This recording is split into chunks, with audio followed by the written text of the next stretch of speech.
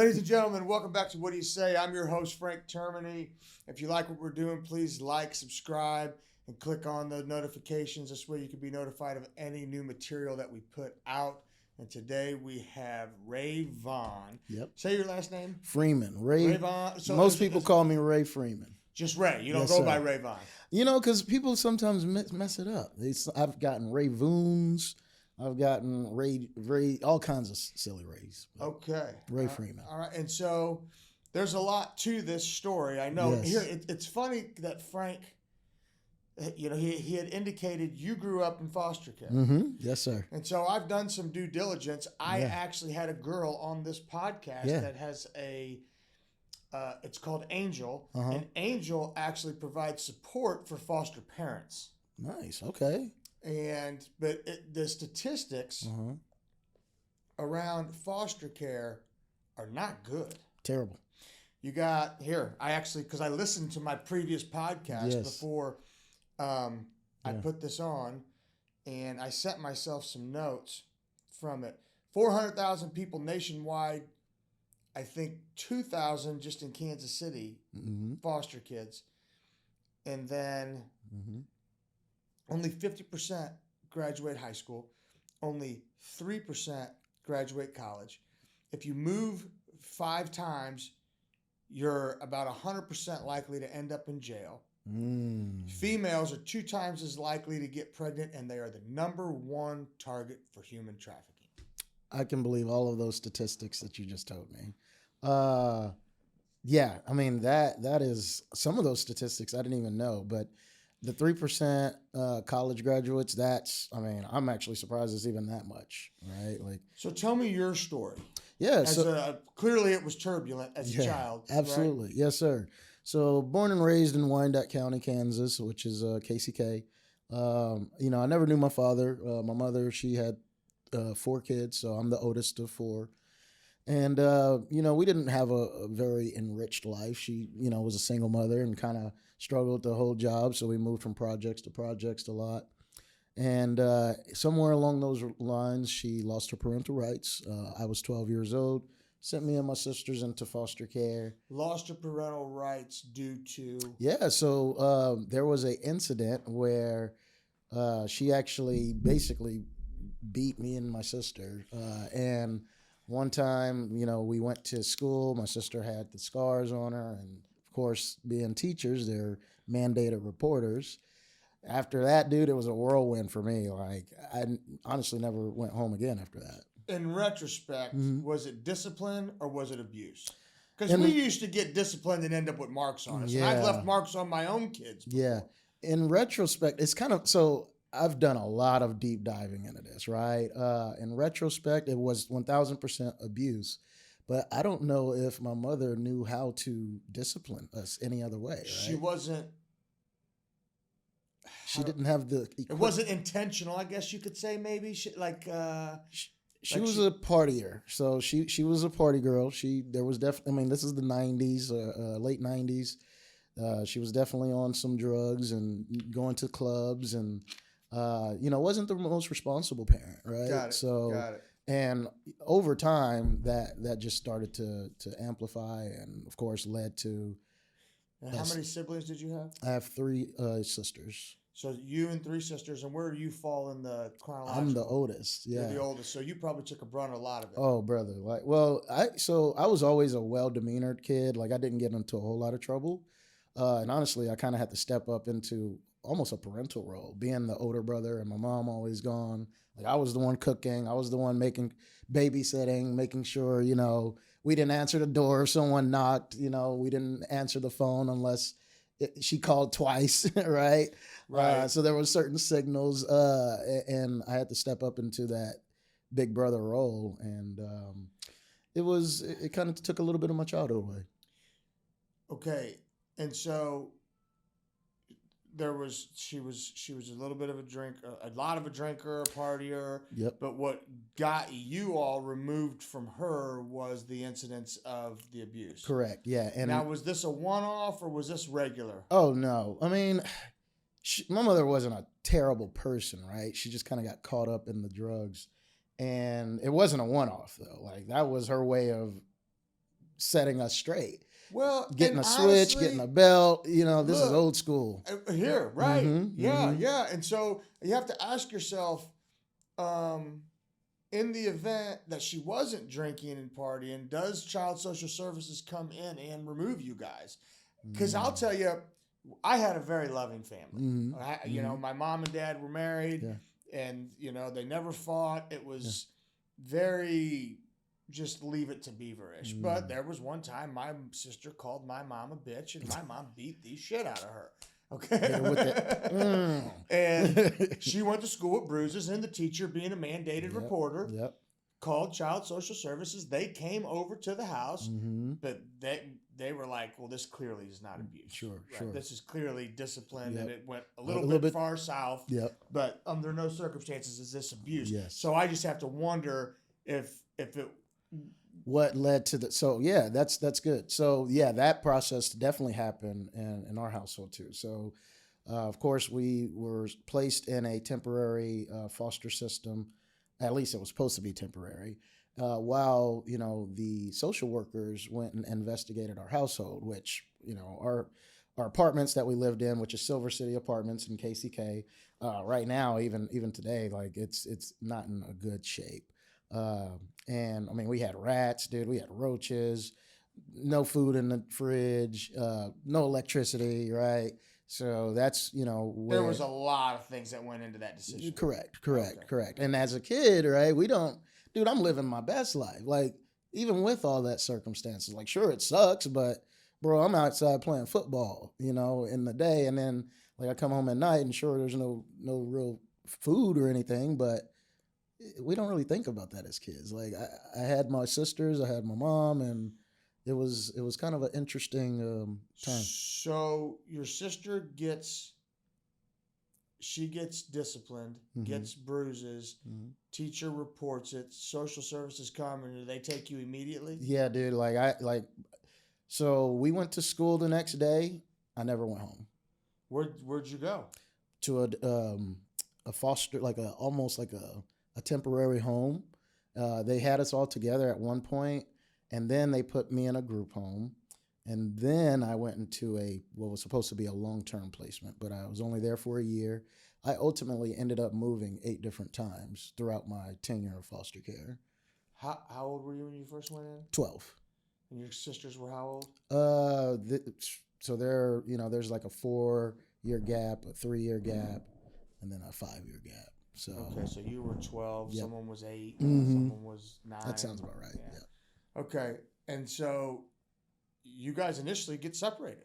Yeah. Did they at least keep the girls together? No, so my youngest sister actually went with her dad's side of the family. So we were all half brother and sister, although we all stayed together. Like, they're, in my head, full-blooded sisters, but we all have different dads. All the kids, there's 4 different dads. 4 different dads. Did any of the dads step up and say, here, I'll other than the one? Absolutely not. In fact, the courts, when my mother lost her parental rights, I say my mother lost her parental rights because my dad was never in the picture, but it was actually all of our parents, technically, moms and dads. So my sister's dads lost their parental rights throughout that process as well. How much do you blame... How do I want to say this? Yeah. In today's society, in the culture today, how much do you blame father absence on the way the youth is turning out today? A lot. I would say that is a heavy portion of... Over all of it. Over socioeconomics, over I mean, it all starts in it all starts in parenting. And that's what I'm understanding as, a nonprofit executive director that offers the programming that we do is like, we can offer this stuff, but if the parents don't put their kids and encourage them to try their best to do this, if they let them quit after day 1 or 2 or 3, like that, in my opinion, is on the parent, not the kid. A big part of it is definitely parents are... that kids don't come with books, obviously, right, and a manual on how to do it. Mm-hmm. And I'm not saying I do it perfectly, Mm-hmm. and I've made tons of mistakes. Mm-hmm. I've made some mistakes, particularly with my 11-year-old boy, that Mm-hmm. keep me up at night. Yeah. You know, Mm-hmm. but I'm there. Yep. Yep.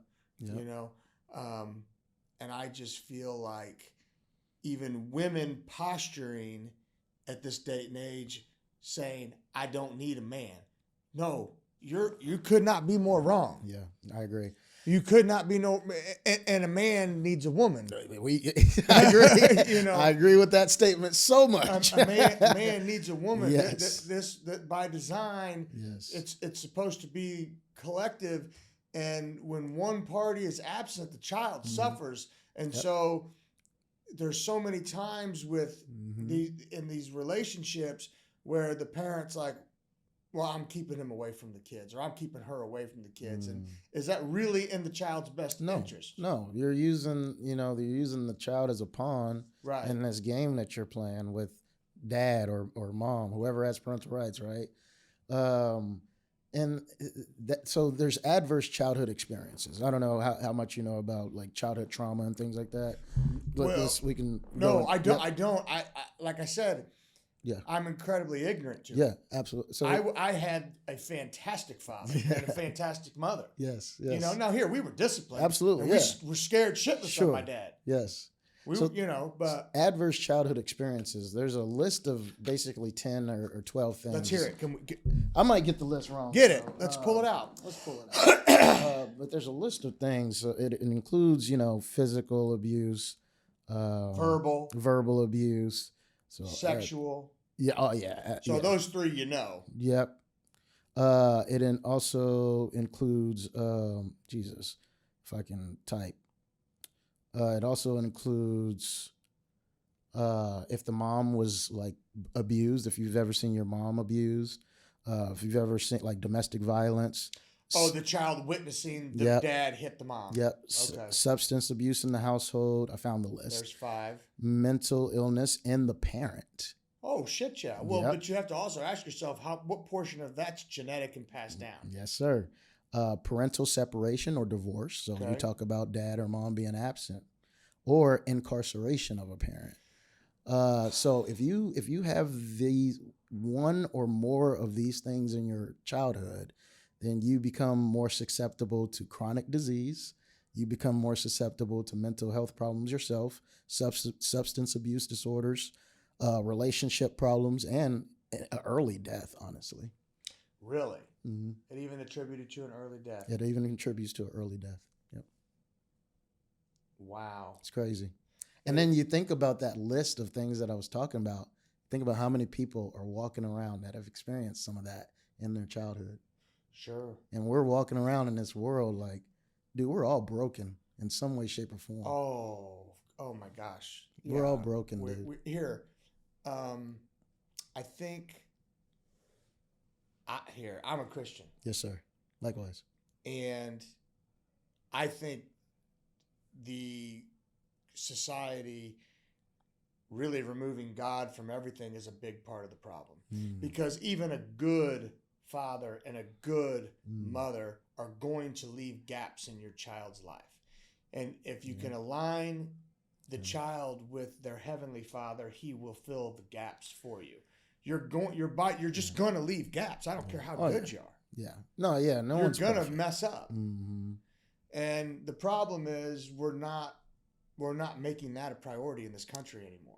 And even sometimes when you do, you get shamed for it. I think we got it wrong somewhere along the line. So I have a little bit of background there too. I think, I grew up in my foster care experience. I actually moved from Christian church. I went to a Nazarene church. I went to a Baptist church. I went to a Catholic church. Again, because I lived in different homes. Like all these different people had different denominations. And as a kid, you just go with whoever you go with. Somewhere in the church scene, it just became about the money, if you ask me. It just became more about the money. Here's what I say to that. Mm-hmm. The reason why God goes after our money is because he knows it's the thing that we hold nearest to our heart. That's not his fault. That's ours. Yeah. You understand what I'm saying to you? He, how much do you trust him? Yeah, that's fair. Right? I mean, just how much do you trust him? And so I am a firm believer that you should give of your time and your resources to something. That makes sense. And I am a firm believer that it should be the 10% that it says in the Bible. Yes. I believe that. Yeah. And I believe, churches, it takes money. Yeah, no, it does. It does. It takes money. And so, people get, that you go to a church and they ask you for money and people immediately get standoffish. But if time was your most important commodity, which it really should be. It really is, yeah. It should be your most important commodity. Yeah. Then God would want that. He just wants your heart is what he's wanting. And unfortunately, money is tied to it. And it's flawed. Yeah. It shouldn't be. Yeah. I stay awake because of money all the time. Yeah, no, it does. Yeah, Yep. And it's unfortunate, but these churches here, they got bills to pay. They do. They have bills to pay, and so that's something that people don't understand about the nonprofit sector. Is that it is a business. It's a business. It's a business. And I think, somewhere along the lines, religion and business are really, they get too intermingled, in my opinion. Sure. And that's a lot of nonprofits, not just talking about religion, right? Like, you could look at a lot of hospitals and say that. You could look at some of your larger nonprofits and look at their history, and you'll see some flaws. Here, our pastor at church one time, he stood up and he said, if you're going to give the money and stew over the fact that you gave it or expect something in return for giving it, and you're not just giving it for obedience, keep it. Keep it. Yeah. He said, just keep it. He said, because God doesn't need it. He's going to do what he needs to do. Somehow it's going to happen. True. So, that kind of struck home with me. And I have 2 501c3s. Oh, nice. One of them is to help drug addicts reintegrate into the community. Nice. And the other one is to help kids with childhood illnesses. Okay. And you know what? When I'm doing these fundraisers, I'm like, look, we're going after as much money as we can get. Yeah, so that we can do the thing. People don't understand. Now, we don't keep any of the money. Yeah. I'll leave a little bit in the 501c3 in case something comes up, because we only do a fundraiser every year. Yeah. And let's say something comes up that I want to donate, so I like to have something in reserve. But we give the money all away, and I'm going after as much as I can get. Yeah. No, that's fascinating. Whatever we can do as One Community Jiu-Jitsu Club to help with either of those nonprofits, please, let's work together. Yeah, well, absolutely. Yep. Absolutely. We're actually having a fundraiser July the 17th. Nice. So you go through all this foster, and clearly you turned out fantastic. So to hear, what attributed to your ability to break these cycles and so did you graduate from? I did not. So I went to K-State. That's where I met my wife. I didn't graduate. So my youngest sister, she was murdered in 2011. Oh, no. Yeah, as a victim of a double murder, man. It was a really tough situation for me. Kind of, prompted me to move away from K-State. Was she doing things she wasn't supposed to do, or wrong? No, my sister, this youngest sister, she was 16 years old at the time. She was actually just babysitting my nephew while my other sister actually went out and kind of was partying, which is fine. Nothing crazy about that. It just happened to be a situation where my other sister had a boyfriend who was engaged in some drugs and things like that. And I think he had a dispute with the gentleman about a firearm. The gentleman went ahead and killed Keith was the guy's name. And my sister, Nene, was in the back room with my nephew, Keith Jr. And so she's deceased, and Keith Jr. took a bullet to the leg, but he survived. So thankfully, we have Keith Jr. In our life still. He's 12 years old now. The boy is as bright as could be. And, you know, a lot of what I do is to, you know, honor her memory, right? I think that just trying to be in her bloodline and live her spirit, which was, you know, very, very glowing young lady, my sister Nene. And I miss her dearly, bro. I miss her dearly. Yeah, I miss her dearly. It's one of those things where, you know, foster care took time away from us. Like, because again, she went with her dad's side of the family, while me and my other sisters got moved around the home to home. I didn't get to spend a whole lot of time with Nene. And so when we lost her, dude, that was really tough. That was really tough. It was really tough, man. So that prompted me to move from K-State back to Kansas City to try to be a little bit closer to the family. But, you know, I was still dealing with my traumas, right? The traumas that I was dealing. So let's dive in. Mm-hmm. So what traumas did you in foster care and so what did you go through? Dude, I had you know, a lot of issues with my identity. Like I wasn't really a son anymore. I wasn't really a big brother anymore because we got separated. So I was like, who am I? Like, who do I belong to? What group do I belong to? Like, I'm getting moved around. Am I a Freeman? Am I a Jones? Am I with this people? And so I struggled with my identity a lot. I also struggled with abandonment issues. So like relationships were very tricky for me. I never felt like people were authentic because I felt like people would just, you know, throw me away whenever. And that had happened time and time again. So while you were going through these different families, what prompted the exit? Different situations would lead to different exits. So the first family I lived with, they were great actually, but decided that they had been foster parents for so long that they, you know, they did their thing and they were done being foster parents. So we got moved to a different house. The next house, they felt that, you know, they couldn't discipline us the way that they wanted to. So we moved to a different place. The next place was actually okay. And then my uncle tried to adopt us. We got moved to Texas with him for a little bit.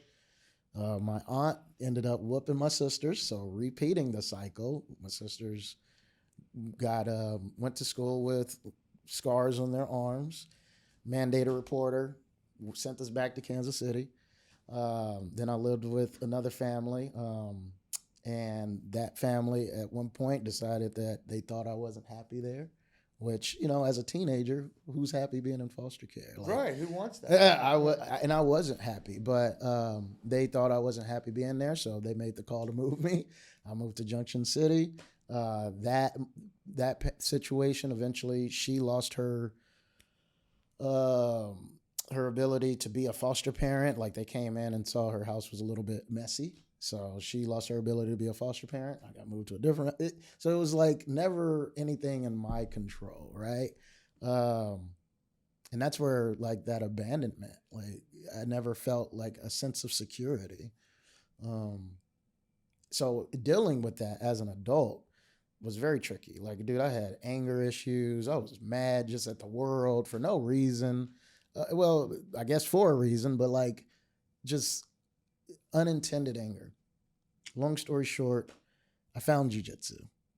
How old? I was 26 years old. Yeah, jiu-jitsu changed my life too. I found jiu-jitsu, brother. 29 when I started. Yeah, I was an angry young person. I walked into a class and there was a private lesson being taught to a soccer mom. The soccer mom jumped on my back, choked me 3 times in a row, you know, and I was really trying to get up out of there. Yeah. I couldn't, dude. You know the deal. Here, my first time in jiu-jitsu, I got tapped 6 times by 120 pounds. Yeah, you know the deal, bro. It's like that humbling experience. I tell people I felt like I was drowning. And I was like, I never want to feel like that again. So I dove into jiu-jitsu, man, and it didn't instantly click, right? it took probably 6 months of me in the lifestyle of jiu-jitsu before I realized that not only was it helping me physically, but it was helping me deal with those traumas, dude. Like when you're under pressure, when you're in side control, anger's not going to help. Being sad for yourself's not going to help. Crying ain't going to help. Like you have to figure out how to deal with that. And bro, that was what I needed the most. Here, I can't tell you how much jiu-jitsu humbled me. And I love football. And I coach football still. But if I had to pick the best sport for kids to be involved in, it's jiu-jitsu. Yeah. And here's the reason why. And I had this conversation. You know who Travis Conley is? Yeah. Travis was on yesterday. Nice. Real good friend of mine. Yeah. I had this conversation with him, and I said, youth sports has been monetized. Club basketball, club soccer, club everything. Even jiu-jitsu. And now the kid who's mediocre and who hasn't developed yet doesn't have a place to go develop, right? Because all these clubs now are trying to win. Yeah. Okay? And so they don't have a place to create confidence. They don't have a place. It's hard to find that for these kids unless you're just automatically excel. Yeah. Yep. All right? And so you could find yourself going to practice 2-3 times a week. Come game time, you're on the bench. Yep. Don't happen in jiu-jitsu. It don't happen in jiu-jitsu. You want to play? Go play. You want to compete? Go compete. Ain't nobody gonna. You may not win, but you're in the game. You're in the game. Yeah. You know, it's so diplomatic. And here's the other thing. You have to have so many God-given attributes nowadays to be able to compete in sports. Yeah. If you don't have a certain height, a certain speed, a certain vertical, a certain body habitus, you're toast. Yeah. It's not the case in jiu-jitsu. You're right. You're right. It's not the case. I mean, that's what I do. I mean, I'm not a very physically imposing person. I don't have those attributes. I was never tall, although I grew up in the 90s, dude. And one days that I can cross over almost anybody. But I never played on a team because I didn't have the height. Yeah. I never got to, play football because I didn't have the weight or the size, right? So just even soccer, that was probably the only thing that I actually got some playing time, but I never really got the development that you were talking about. I was fortunate. I was a 185-pound freshman. And I got to play football at a time where if you would run into someone as hard as you could, they'll find a spot for you. Yeah. Right? Yeah. Footballs became more finesse now. So would I be as productive in this game today? I don't think so. Right? Yeah. And so I got to play the game when it was, in my opinion, much easier to play. Yeah. Yeah. I was really fortunate. I got to play a ton in high school, and I even got to play in college. Nice.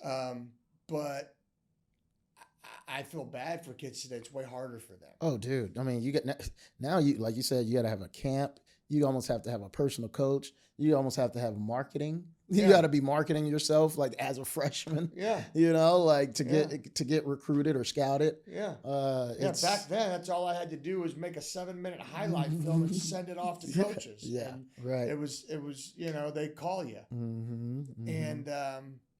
And so it's significantly harder for these kids, and that's why I love jiu-jitsu, because it's pure, and anyone can do it. Yeah, no. If you are persistent, you will get better at jiu-jitsu. Yep, keep showing up, and that's what I have. Like I'm not necessarily good at jiu-jitsu.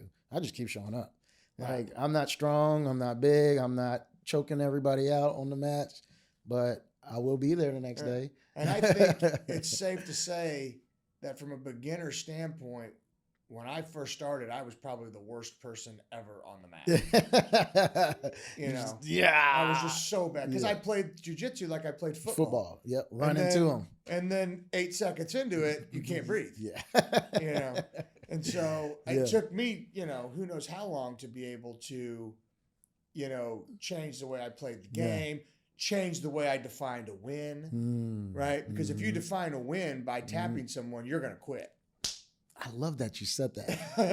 I love that you said that. It's like, here, maybe you escape side control. Maybe you escape the mount. Maybe you didn't get tapped. Yeah. Maybe you only got tapped 3 times. Yeah. You know, maybe you passed someone's guard. Those are all little wins. Little dubs. You know, celebrate the little dubs. Yeah, and so I operationally defined win much better, and I love the sport. Man, it's a great, man, activity, hobby. I mean, just a great community. So you started at 26. Yep. I started. And then, so how old are you now? I'm 35. So you've been doing it for about 9 years. Yep. Okay, and who do you train under? So I started training under Jason High. That's who I got my blue belt from. Okay. I got my purple belt from Shane King. When, American Top Team HD closed in 2018, that's actually when I realized that there was no jiu-jitsu in Wyandotte County, Kansas, which prompted me to start One Community Jiu-Jitsu Club. I wanted to make sure that Wyandotte County, being, a low-income demographic typically, that they still got access to this culture.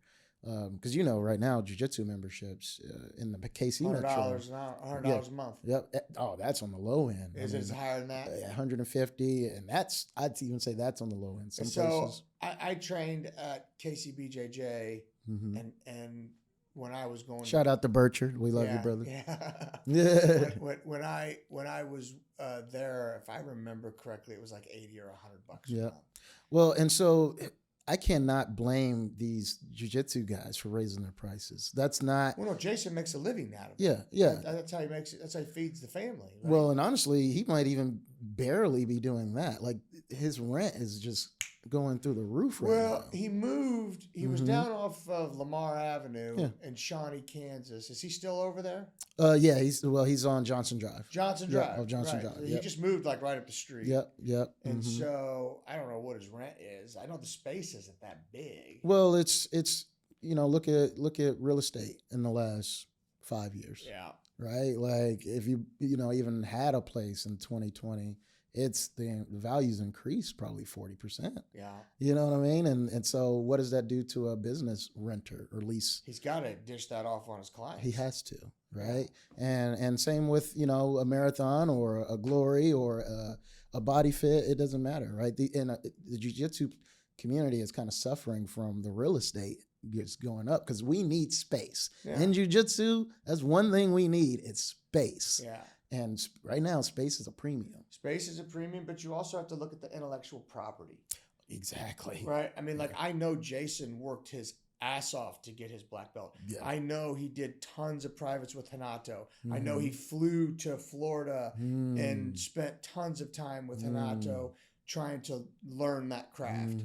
And so there's an intellectual property there that he needs to be able to monetize. 1,000%. And that's same as, Littlewood.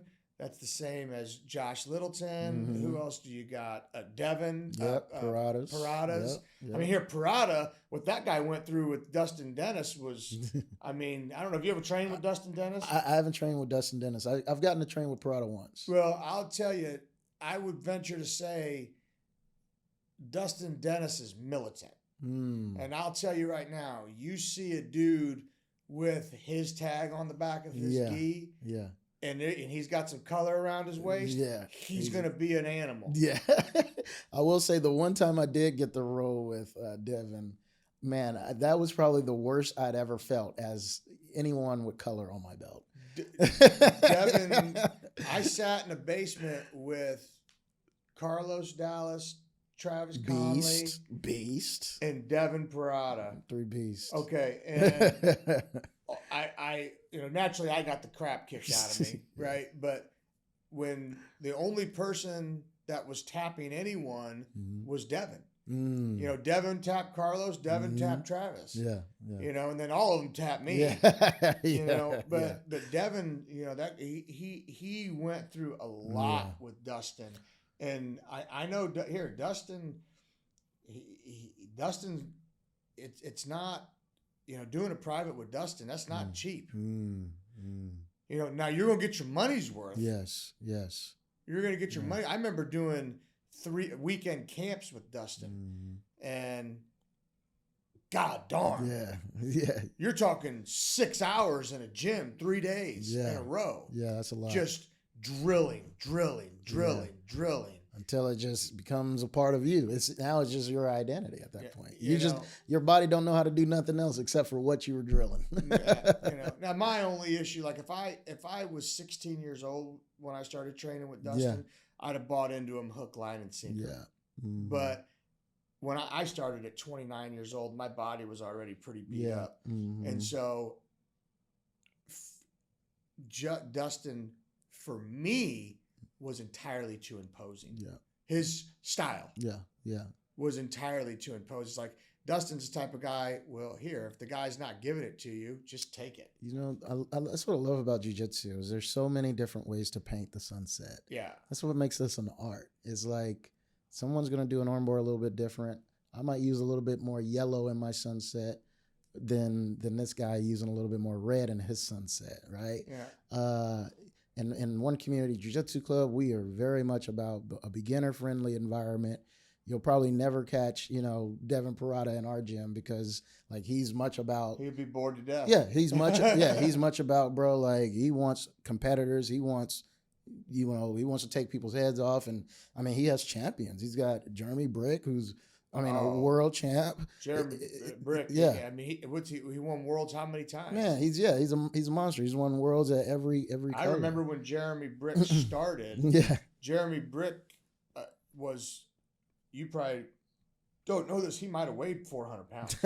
Yeah, I've seen some pictures of him when he was like early on to it. I was like, man, he was kind of chunky. And talk about a guy that he changed his whole body. Yep. He looks fantastic. Yep.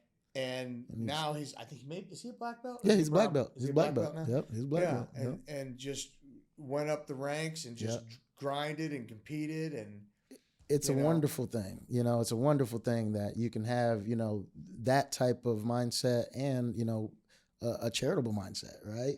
Which is in somewhere in between. You can find, the MMA gyms. You can find a couple of McDojos in there. And hey, if that's what you're looking for, something a little bit more structured, they're out there. Right? Yeah. So. Yeah, and if you're the 46-year-old Frank Termini that just wants to break a sweat, it's there. It's there, brother. It's there. It's there. I was talking to Travis yesterday when I first started training. I was scared of your purple, brown, and black belts, but as I dove into it, you ain't getting hurt with one of them guys. No, yeah, it's going to be that young white belt that's going to hurt you. Oh man, and like as a purple belt myself now, I do not really love rolling with white belts anymore. Like I do it just because we can kind of control it. But if I'm gonna get hurt, it's probably gonna be rolling with the white belt. I remember. So I had a total shoulder replacement, and I was on the sidelines for a while. And then when I first went back, I just started going into Carlos's basement, and me and him would just get it in, and he would be gentle with me and make sure he protected my shoulder. Yep. And then I decided, you know what, I want to go to open mat. And he looked at me and he goes, "Do not roll with any white belts." Yeah. And I said, "You got it, no big deal." So what did I end up doing? Roll white belt. I tore my damn pec. Oh no. Yeah. Oh. Yeah, and I tore my damn pec. And honestly, it was a freak deal. Yeah. It was he didn't really do anything wrong. Yes. But it was just one of those freak deals. But Travis said, "Hey, listen, white belts have to earn the privilege to get to roll with me. I'm not gonna, you know what I mean? You gotta earn that. Because if you got an 18, 19-year-old kid, maybe he's a high school wrestler, and he wants to go win worlds, and he also is doing MMA. That is not a dude you want to roll with. Yeah, no, you're right. That is not a dude. You want to roll with a guy who, he'll put the submission on you, but he's not going to finish it. Right. Because you're dead to rights. Yeah. He knows you're dead to rights. We're moving on to something else now. I don't even have to tap. I already know, and he already knows. Those are the type of guys I want to roll with. Yeah, exactly. Now, Bercher got me something crazy the last time we rolled with him. It was a situation where he knew he had me, and I didn't know he had me, And that's that super level stuff. Yeah. It's and then he still let go. Yeah. It's so weird. He's like, yeah, I got you right there. It's like, oh snap, well, you did, didn't you? You sure did. That wizard, he's a wizard. There's been times where you lose track of him. He's so fast. You're like, where the hell did he go? So now you're a purple belt, and you attribute jiu-jitsu to you. Me as today. Yeah. Yeah, me today. I mean, honestly, I don't know what I would be doing if I didn't have jiu-jitsu, what I would be like if I didn't have jiu-jitsu. But I'd imagine that I'd still be that angry person. I'd imagine I'd be, upset in corporate America. I'd imagine my relationship wouldn't be as good. Corporate America sucks. It does, dude. It does, bro. And honestly, joining the nonprofit sector was probably one of the coolest decisions I ever made. But it's still not for the faint of heart. Like it's still a lot of work in the nonprofit sector. So let's see, it's One Community Jiu-Jitsu. Yes, sir. And is that just a component of the nonprofit? That's the brand. That is the whole thing. And so you started this when? In 2020. In 2020. Yep. And your main goal was to kind of inject the jiu-jitsu community into the Wyandotte County community. Because I knew Wyandotte County, I'm born and raised there, right? Like I moved around from home to home. I went to all these different schools. I knew what they were missing. Jiu-jitsu. Yeah. They're missing jiu-jitsu, dude. Like they need jiu-jitsu more than they know it. Do you compete?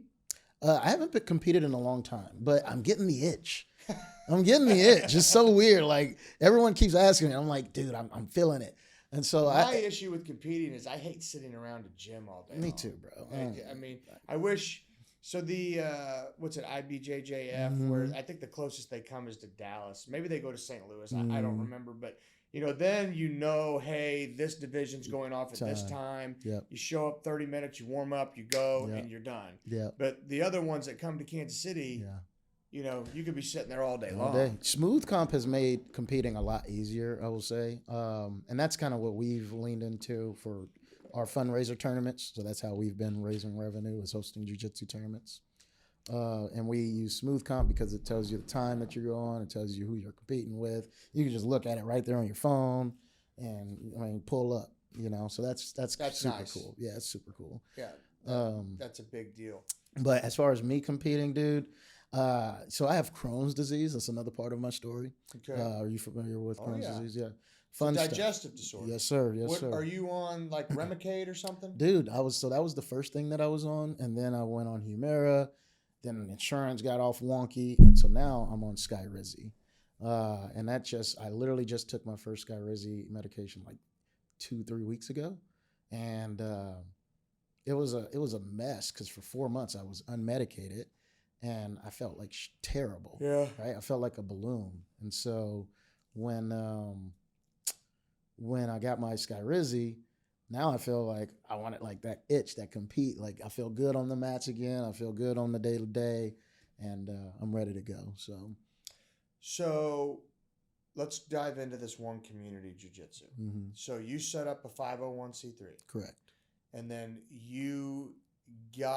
who's funding the 501c3? Yeah, that's interesting. So a lot of it came from my social media presence. So I was very active on Twitter, and just telling people what we were wanting to do, what I was wanting to do, raise money to go into public schools and community centers and teach jiu-jitsu. And that's how I kind of raised the first $5,000 to $10,000. Got our mats, had a space in a. So just individuals would donate to you. Correct. Yeah, GoFundMe. Correct. Mm-hmm. Okay. Yep, GoFundMe. And of course, I'm in the community advocating for this, just in conversation with everyone. Because that's the thing about, this was not a fast process. Like I had the idea in 2018, but I didn't start it till 2020. It took me that long to raise the revenue. Like I'm not a rich guy. I'm a former foster kid. I don't have anything, right? So I really leaned into the community to raise those funds, purchase the mats because that's what we need, And that was it, brother. We started hosting classes. 2 years later, we have two locations, and we started a pilot program at Lindbergh Elementary School. How many locations? We have two. Both in KCK? Yes, sir. We have one on 22nd and Parallel in KCK. That's like Turner. So that's actually kind of northeast KCK, Okay. and then the other one is at Turner Recreation Commission. Okay. Mm-hmm. Okay. And so this is all just from individuals. You haven't targeted any corporations yet. Oh, we've definitely targeted corporations. You just haven't got them to bite. No. I think our timing entering the nonprofit sector is horrible. Like right, in the last, honestly, 10 years, gifts have just fallen off a cliff. It's just become harder for individuals to donate. So, but you have to have individuals donating regularly. Mm-hmm. So, because you have rent. No, man. I run a very slim operation. How do you not have rent? No, brother. I got people. I don't need rent. I got people. So Social you have people capital that let you use the space. So in the original location, we made a deal with the church that owns the space. And we told them what we want to do. They agreed to let us have that classroom, which is about 700 square feet of space. It's not a lot. Probably about 200 square feet bigger than this room that we're in. Okay. And that's where we held the first sessions. No rent for a couple years. Now we pay them $100 a month. But even that is like very slim when you think about rent, right? And at Turner, we actually have a revenue split. So it's a really good deal for both parties. A revenue split. Mm-hmm. So whatever the memberships. So you do have people paying membership. Yeah, we have a very low monthly membership. $25 a month is what we charge. Which in the jiu-jitsu world is nothing. Yeah. Like we are not eating off of memberships. No. It's more to keep the individuals accountable, make sure that they kind of have some skin in the game. They gotta have some skin in the game. Exactly. Just something. Yeah. It's something we did for years. We ran it for free. 100% free. We'd give gis for free. We gave. That's another thing because you got to figure sometimes those are expensive, brother. I mean, my gis were $300. Exactly, and I was giving them away to the community members that came in for free. But then we not see people again, right? So we gave them a gi, we gave them this instruction, we gave them this program, and they wouldn't commit to us. And so what we found out was that with the $25, they kind of commit a little bit more. Sure. Yeah. How many students? So we have 30 right now, at least at Turner, that are just kids, and probably about the same amount of adults.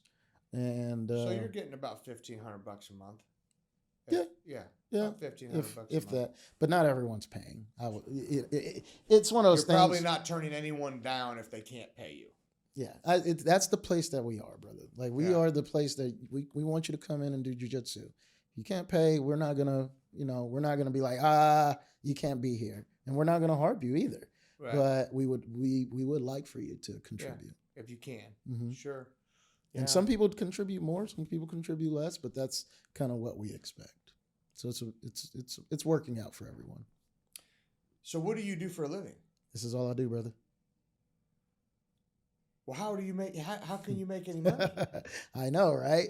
So that's been the trickiest part is we really have to lean into sponsors, donors, and contract opportunities.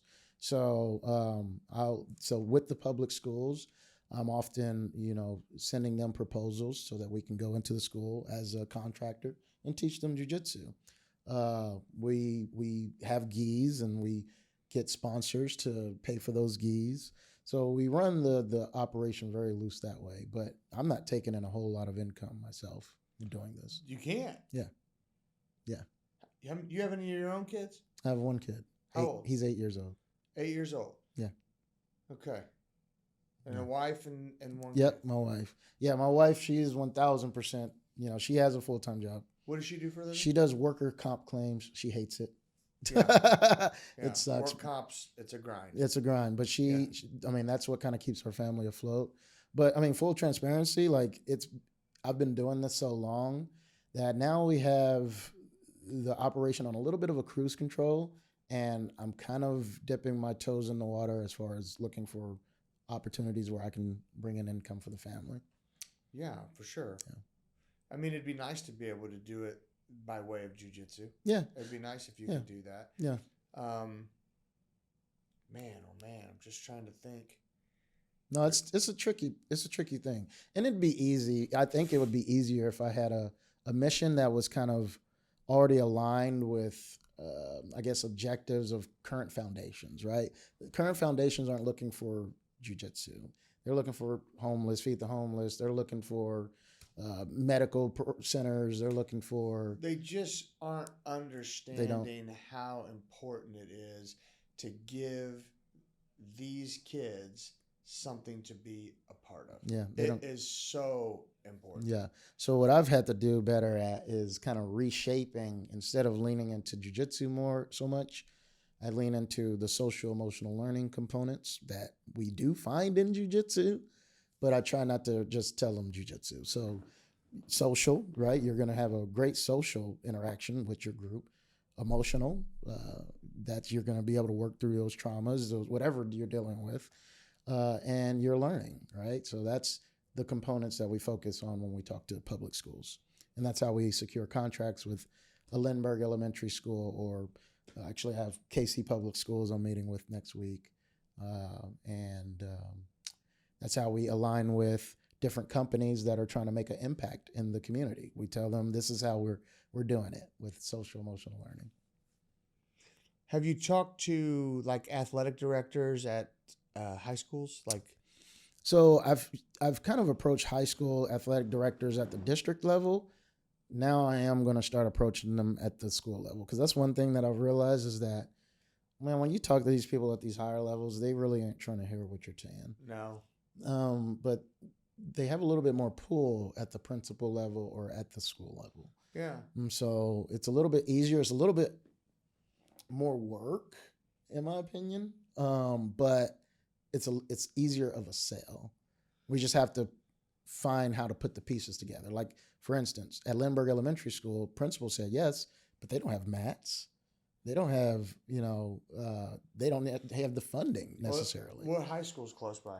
Well, we got J.C. Harmon, we got Schlegel High School, we got Wyandotte High School, and all of those would be very good options. Well, what I'm trying to think, if there's a central location where you could, if there was just a way that you could educate those kids and their parents on what it is you guys are actually trying to do, and then start drawing from kids from all those schools. And then you're increasing your revenue by way of memberships. I mean, if you could get, man, it'd be nice if you could get yourself at each location a couple hundred members. 1,000%. But you know how much space you need for that, brother? And so even at Turner, like, it's a great space, but it's 2,100 square feet. That's all it is? Yeah. Yeah. Turner's wrestling room is only 2,100 square feet? Turner Recreation Commission. Oh, so you're not in the high... You said that. I'm sorry. Turner Recreation Commission. Okay. Yeah. And so, but when I called Turner High School, they told, like, the athletic director told me the best way for us to collaborate with the school is to go through Turner Recreation Commission, because they're so intertwined with their sports. So we've been nurturing the relationship with the Recreation Commission, which will hopefully segue us into Turner High School or middle school. It's a grind, brother. It's a slow burn working this business, working this nonprofit. Because, I mean, I'm working up against a system that has been, it's a public school system, bro. They're not used to doing things new and different, and you're also targeting a demographic that may really struggle coming up with $25 a month. Oh yeah, truly, yeah. That's so. I think it's glanced over by a lot of people, bro. Wyandotte County it's suffering. Yeah, it's a suffering land. You may be that. I mean, for someone like you and I to comprehend having to struggle to come up with $25 a month, I mean, I don't comprehend that. Thank God. Yeah. But I know it's real. Oh yeah, dude. BPU bill can be $400 a month. Well, and let's say a guy's out there and he's got 3 kids. Yeah. And he's got a job making $60K a year. It ain't it. It ain't it. It ain't it. You may at $60K a year with 3 kids have a hard time coming up with $25 a month. Oh, you 1,000% do. You 1,000%. So I'm not turning that guy away. No. Right? I'm still going to tell him. In fact, we literally had that, bro. Like, I got a single mom. She got 3 girls. They are fantastic, bro. I love their girls. But they committed to our program when we first got in, but then they fell out over the winter because they couldn't pay for it. And we just started grinding them hard, like telling them to please bring your girls. Please bring your girls. We will not worry about the membership. And they've started bringing them back, dude. They've hit the ground running again. They're more happy. That's the place that we want to be. But how do we get our corporate America to help us like pay for this? How do we get them to realize that we're making an impact and honestly setting the stage up for them to have better companies? Maybe they don't have as many break-ins. Maybe there's less homeless on the street because these people can actually make themselves independent members of society. They know how to problem solve. You know, it's the long game. I'm just... Sorry, brother. No, I'm trying to think of what you could do, to because a lot of these CEOs of these big companies, they already have who they're going to donate their money to. Oh, yeah, they do. And they're donating to, Children's Mercy, St. Jude. Yep. And fantastic places to put exactly. your money. Yep. They don't turn down anyone for any medical care. So, you can't fault them for it, but this is certainly a need. I agree. It really is. You know what may be nice is if there was a way that you could contact and let other members of the jiu-jitsu community know, right? And maybe it can fall on the ears of someone in the community that actually has a little dough and a little bit of pull that can help navigate this. Yeah. No, that's interesting. So there's 2 or 3 other nonprofits in this country that are doing something similar to what we're doing. And before I before I learned about them, I'd already started One Community Jiu-Jitsu Club. But there's Guardian Project, which is based out of California. They're a great program. They actually have about a dozen locations across the world. They got Baltimore, they got Chicago, they got Peru, they got Ethiopia. And actually, we just kind of started a conversation with them to kind of see how we can collaborate more. That should be ironed out over the next week. What about some of these guys in the jiu-jitsu space that have made a ton of money? So, how many professional athletes, say a football player, fund a team for inner city kids, or a baseball player funds a team? Maybe you could get someone who you could because the beautiful thing about jiu-jitsu, another beautiful thing about jiu-jitsu is like, here, you could, if you want to go train with Henner and Hidon Gracie, you can do it. Go. Sign the waiver. Yeah. I mean, go train with them. You want to go train with Salo Ribeiro? Go. Yeah. Marcelo Garcia? Go. That's like a youth basketball player be able to go Jordan. Train with Michael Jordan. Yeah, go do it. Go do it. You ain't going to get that option, but in jiu-jitsu, you do. Got it. Yeah. And I don't know for how much longer we're going to have it, dude. I think the landscape for jiu-jitsu will change over the next 20 years. Because UFC started putting professional money in there. So to your point, like, who in the jiu-jitsu community has made a lot of money that could support something that hasn't happened quite yet? Like, you might think of like Craig Jones or Gordon Ryan, but those guys are always getting tugged and pulled and asked for something. What I've started to realize is it's not going to be the guys that make it on the professional scene. They might be good advocates, might be good affiliates, but as far as people that donate, it's going to be the guy that's working, that just came on. He's a white belt. He just found out about jiu-jitsu. He fell in love with it. Yeah. It's going to be, Matt Lane, who runs Fit Body Clinic and Muscle Massage. My man Matt Lane, he just donated to support our geese. He donated like $2,000, and he runs a successful business, right? And we have it's Tamba Ali is training jiu-jitsu now. With Henner and Hedon Gracie. Right? I think he's a black belt. Right? It's Keanu Reeves is training jiu-jitsu.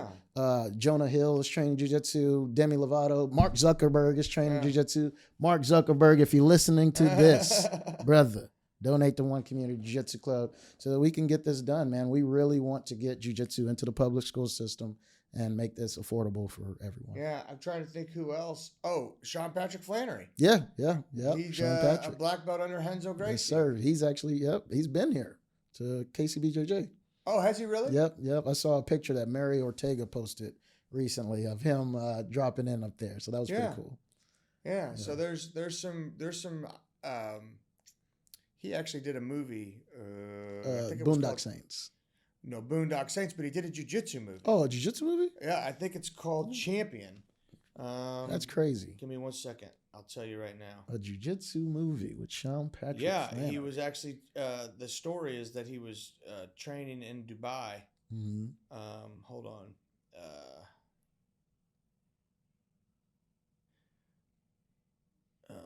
Yeah. Now there's a bunch of people that can it's support. Called Born a Champion. Oh, you got to go watch it. I'll check that out. Oh, it was great. Born a Champion. Born a Champion. Great movie that he did.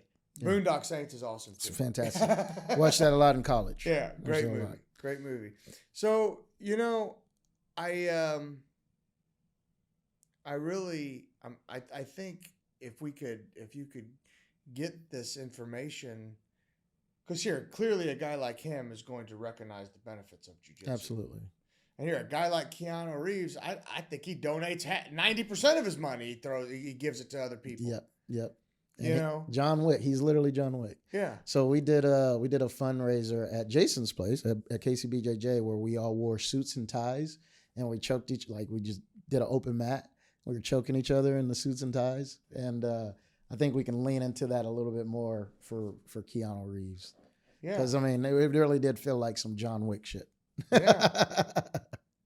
For sure. I need to reach out to Jason, get him on here.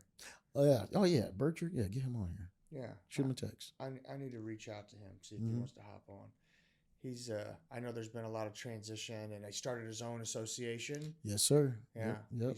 So there's Jason. Is it Jason Bercher? It's Nosa Jitsu, which I found out is Jason spelled backwards, Jitsu. Nosa Jitsu. So it's Nosaj Itsu. It's a very interesting thing. Yeah. He's creative. Yeah. Good stuff.